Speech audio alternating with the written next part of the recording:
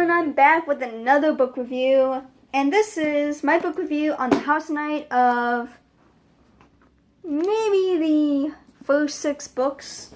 I know it's a lot of books. My memory might be a little bit fuzzy with the last 5 books, but basically it's a story about a girl who's Cherokee, awesome, who gets turned into a vampire. She's marked, and these vampires, they live in a world, and being a vampire is very well known, and so she has this crescent moon mark on her forehead, and when she goes to the House Knight, which is the school that are meant for vampires, everybody's a little bit surprised because she has a mark that's not for a fleeting vampire, meaning young vampire for kids.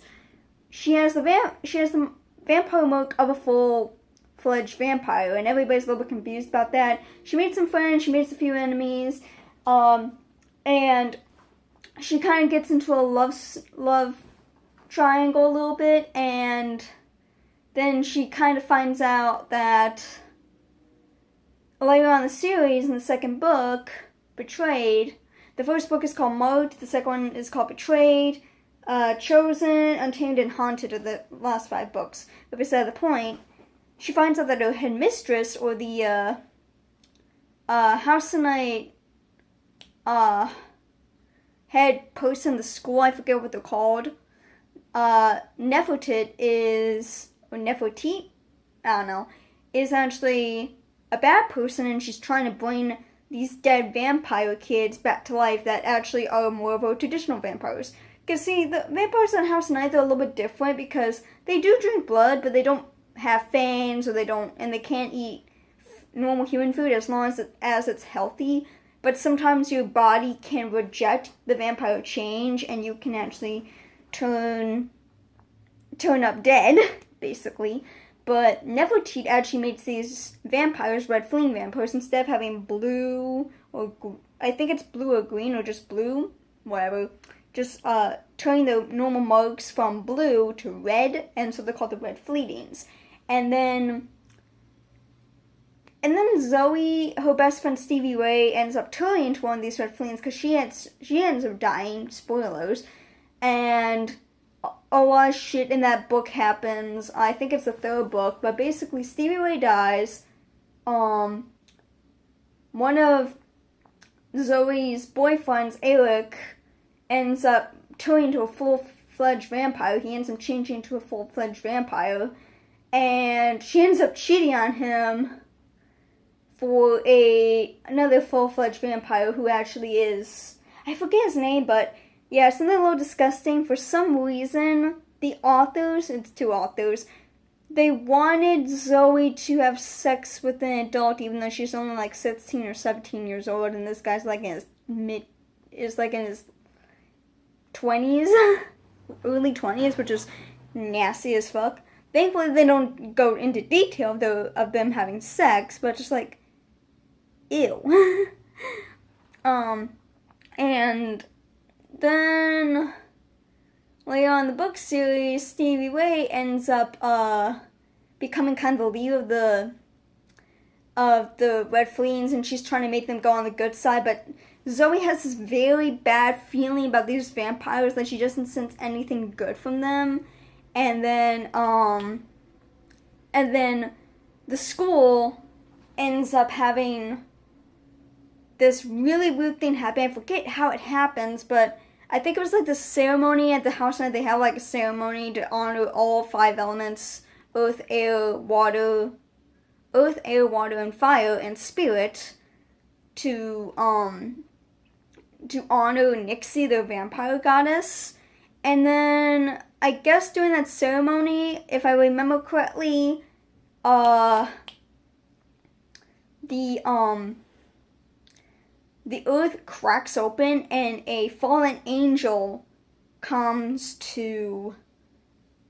out of the ground, and we find out later on in the book series Zoe has a very good relationship with her grandmother, even a better relationship with her mother, and it actually is kind of brought up a couple times in the first couple books, but for some reason it's dropped. I don't know why it got dropped. Maybe it's because it's not as important anymore as it should be.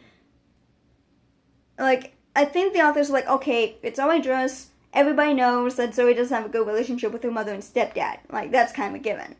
But, I don't know, I guess I would like to see it a little bit more, but then again, I'm only in 6 books. And if you're wondering how many books this book series has, it's 12. And I hear a lot of people stop reading the book series because it's too much.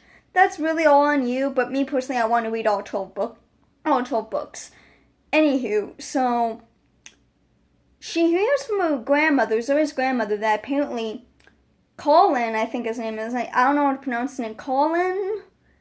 I pronounce it Colin, but Colin was a fallen angel who went to Cherokee villages and raped the women, and he made them either die or give birth to these raven mockers, which are half fallen angel raven creatures, half human, and they're really creepy things, and they actually terrorize the House of Night, and Zoe and her friends, which, by the way, all of her friends have an element attached to them, because Zoe, in the first book, kind of realizes that she has this weird connection with all elements, and she doesn't understand why. And that's what they call High Priestess, her, back to Nefertiti is the High Priestess of House of Night, but back to the story. So, Zoe ends up finding out that